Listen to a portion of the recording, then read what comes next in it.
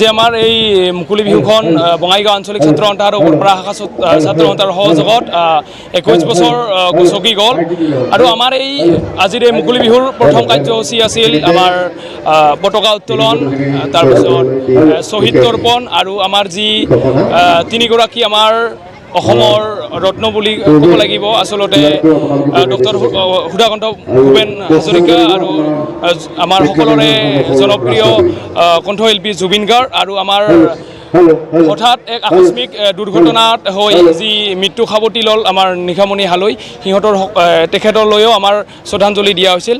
আৰু আমাৰ নিশাৰ ভাগত যি আমাৰ কাৰ্যসূচী, এই কাৰ্যসূচী আছে আমাৰ অসমৰ বিভিন্ন ঠাইৰ পৰা আমাৰ বিহু দল আহিছে। সৰ্বমুঠ আমাৰ 10টা বিহু দলে আমাৰ অংশগ্ৰহণ কৰিছে।